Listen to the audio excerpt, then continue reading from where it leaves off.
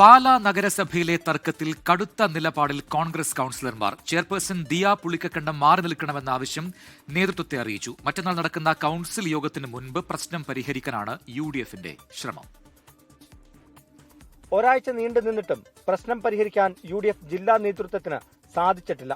അതിനുള്ള കാരണം കോൺഗ്രസ് കൗൺസിലർമാരുടെ നിലപാട് തന്നെയാണ്. സ്വതന്ത്ര കൂട്ടായ്മയുമായി ഒരു തരത്തിലും സഹകരിക്കാനാകില്ലെന്നാണ് ഇവർ പറയുന്നത്. കൂടാതെ കടുത്ത നിലപാടിലേക്കും കോൺഗ്രസ് കൗൺസിലർമാർ കടന്നിട്ടുണ്ട്. ദിയ പുളിക്കക്കണ്ടത്തെ ചെയർപേഴ്സൺ സ്ഥാനത്ത് നിന്ന് മാറ്റണമെന്നാണ് ഇവരുടെ പ്രധാന ആവശ്യം. കൂടാതെ വൈസ് ചെയർമാൻ സ്ഥാനത്തേക്ക് ബിനു പുളിക്കക്കണ്ടത്തെ കൊണ്ടുവരരുതെന്നും ഇവർ ആവശ്യപ്പെടുന്നു. നേരത്തെ ചെയർപേഴ്സണിൽ വിശ്വാസം നഷ്ടപ്പെട്ടുവെന്ന് കാണിച്ച് UDF നേതൃത്വത്തിന് കൗൺസിലർമാർ കത്ത് നൽകിയിരുന്നു. 17-ാം തീയതി നടക്കുന്ന കൗൺസിലിന് മുൻപ് പ്രശ്നം പരിഹരിക്കാനാണ് UDF ശ്രമിക്കുന്നത്. എന്നാൽ കൗൺസിൽ യോഗം വിളിച്ചു ചേർക്കാൻ ചെയർപേഴ്സൺ തയ്യാറായേക്കില്ലെന്നും സൂചനയുണ്ട്. 24 കോട്ടയം.